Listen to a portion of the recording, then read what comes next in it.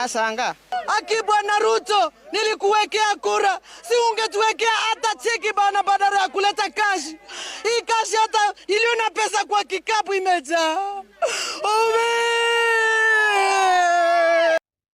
Ladies and gentlemen, welcome back once again to Frontliner YouTube channel analysis. And as usual, I'm going to be your host, and thank you so much for your great support that you are granting me on this platform. Now, my fellow Kenyans, we all understand that campaign have already begun in the Republic of Kenya ahead of 2027 election, where Kenya Kwanza government are campaigning, and on the other hand, opposition leaders are also campaigning against the government of William Samoei Ruto to challenge them on the ballot box in the next general election, where it is all about two-term versus one-term narrative that have now stormed everywhere in the Republic of Kenya. And you need to understand that right now, President William Samoei Ruto is now struggling to look for a wonderful strategy on how he can win the hearts of the people of Kenyans by doing something that is called economic empowerment, uplifting the life of hustler nation, Mama Mboga, Boda Rider, so that they can be on the top, the way William Samoei Ruto promised them when he was campaigning in the last general election. But what happened yesterday during economic empowerment in Kindiki County was not economic empowerment to the hustler nation. It was all about political economic empowerment. It was all about politics.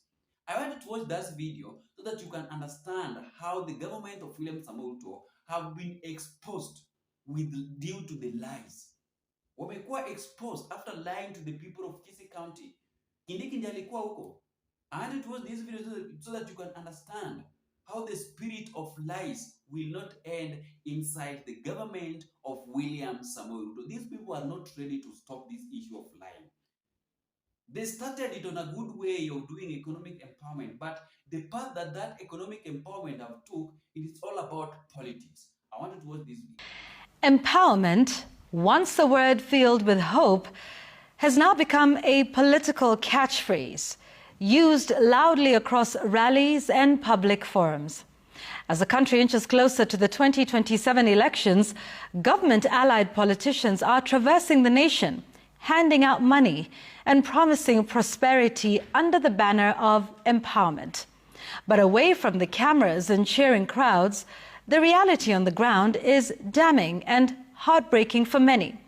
Hopes for a change in their economic fortunes are dimmed, with some people getting as low as 64 shillings. Melita Olatenges reports. Bottom up in the books, but trickle down on the ground. Empowerment programs have become a chorus that government-allied politicians sing only too well. It is debatable, however, whether the song is becoming popular, as there is more than meets the eye, according to Kenyans who have been party to these events, mobilized with the promise of being empowered and walking home with big money, only to go back hopeless instead. The events are attended by a sea of people, and the money collected from the top echelons in colossal sums. Rais amenituma na shilingi milioni 3. But beyond this mirage lies something more sinister. The money collected disappears into thin air. Expectations reduced to mere pocket change that can hardly buy a soda and a quarter of a loaf of bread. Kwenda huku nikapewa 2,000. 2,000 ndio hii, sijui nipatie nani? Sijui nipatie nani? Sijui nipatie nani? Niache nani? Na kikundi ni watu 31. Widows and the widowers. Sasa sijui nifanye nini? Watafikia nimechukua pesa yao, watakuja kwangu, sijui siseme. Sijui nitawaambia nini? Nashangaa. Aki Bwana Ruto, nilikuwekea kura. Si ungetuwekea hata cheki bana badala ya kuleta kashi. Hii kashi hata iliona pesa kwa kikapu imejaa. Watu 18 tulipokea 20,000. Tulipewa kama transport. Sasa tunaona kama asiwezi kutusaidia. Maana tulipotumia kama transport, hiyo atungeweza kuchiniwa naye. It may look like bad math for such huge gatherings, but here is the breakdown. 2,000 shillings divided by 31 people means that one person will get 64 shillings, and for a group of 20 people, only 100 shillings per person. Hawa mama wangu wote ni wakongwe sana, nilikuja nao jana hapa. Mvua ilitunyeshea bwana Kindiki, hata I'm very sure uliniona nikidansi huko na Riverera. Tulidansi hapo, sasa kazi yangu nilikuja kudansi Do you want to tell me that that is economic empowerment? That is the uplifting of the life of the people that are down? Do you want to tell me? It is full of politics. I don't know what is happening with this government of President William Samoei. Yani, hawezi wacha hii mambo ya kudanganya wananchi. How can you unawezaje piana shilingi 2,000 kwa wamama 20? Unataka wapate pesa ngapi?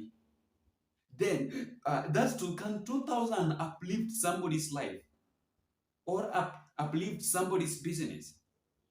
What does that tuongee ukweli? Nimekupea 2,000. Mko watu 20. How much money are you going to get? Unaenda kupata pesa ngapi? Can that money boost your hustle? Can that money help Mama Mboga to boost his hustle? Can that money help Boda Boda rider? Can that money help farmers, lower farmers? Can it really happen? No, it cannot happen. So it is high time for the government of William Samoei Ruto to accept the reality of WANTAM.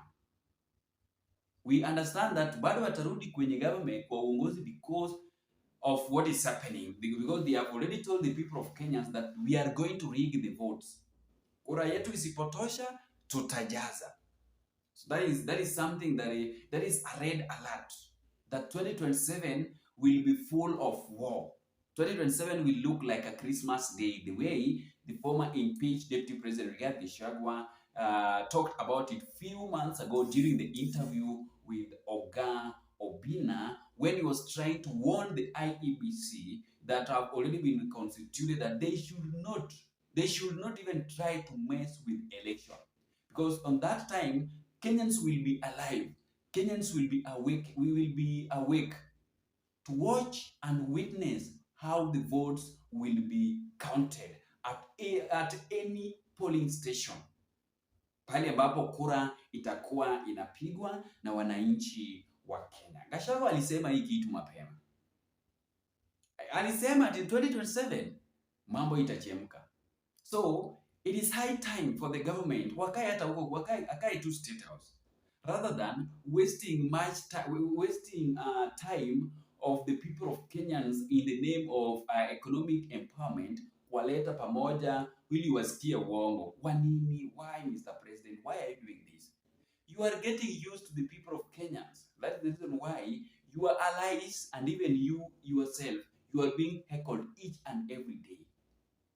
Because Kenyans have get into used of you, or because of your unfulfilled promises. It is true. It is true, ladies and gentlemen. So right now, it is very difficult.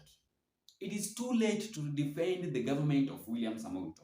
It is too late to sell the agenda of President William Samoei Ruto ahead of 2027 election. It is too late.